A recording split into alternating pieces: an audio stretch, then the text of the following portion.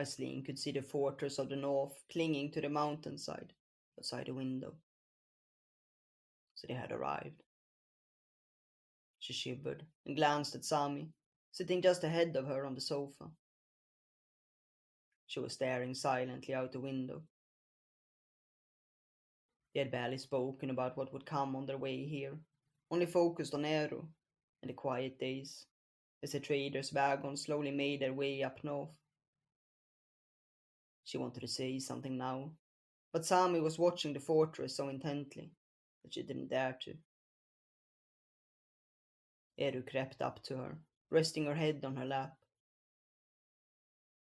Aislin had been surprised at the change in the girl, and even though she was still mostly silent, she now often stayed close.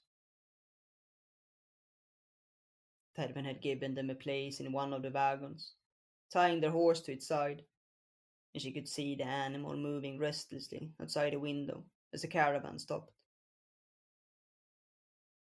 She heard the traders moving, and moments later, Terven and Breck opened the door and stepped inside. They had barely spoken with them in the 10 days it had taken them to reach the northern border, and instead had let them rest and heal from the journey. Eri was free from her fever now, and Sami didn't limp as badly as she used to. Come, Breck gestured for them, and Aislin took Eru's hand and got up. They followed them out, and Breck took them to another wagon, where he motioned for them to step inside. There were other traders sitting by the small table, and Aislin put Eru on her lap as she squeezed herself in.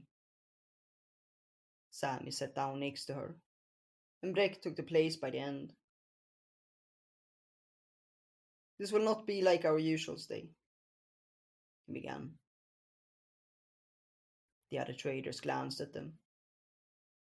They had been friendly enough, and Aislin suspected they would never say a bad word as long as Breck and Terven protected them.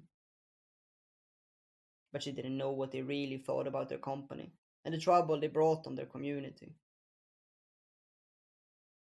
We have nothing to worry about, Breck continued.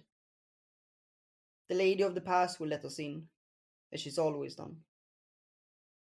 The trade is too important, and our friendship too deep to refuse us. He fell quiet, and Aislin could hear the butt hanging in the air. It was Terven who continued.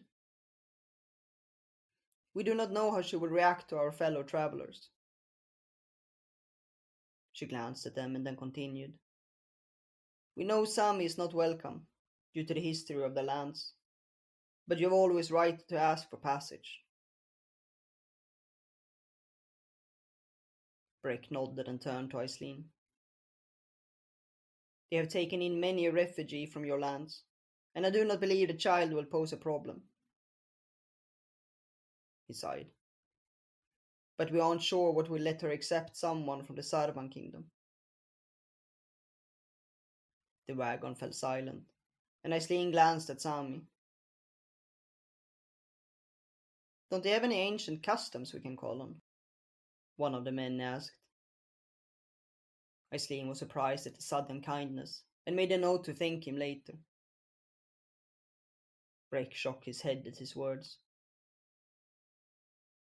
None that I know of. We can only hope for her kindness, and that she will see the need they are in. He turned to them. We will soon be taken to their shrine, where the lady of the pass will meet you. She should be aware by now that it's not only us who have arrived. He fell silent for a moment, seemingly thinking it through. State your purpose, and answer any questions she has. It would be worse if she finds out that you're withholding something. Aislin nodded and glanced at Sami. She was listening to them intently, and she could see the soldier in her as she soaked up the information. A horn sounded outside, and Breck got up. The lady has arrived at the watchtower. It's time.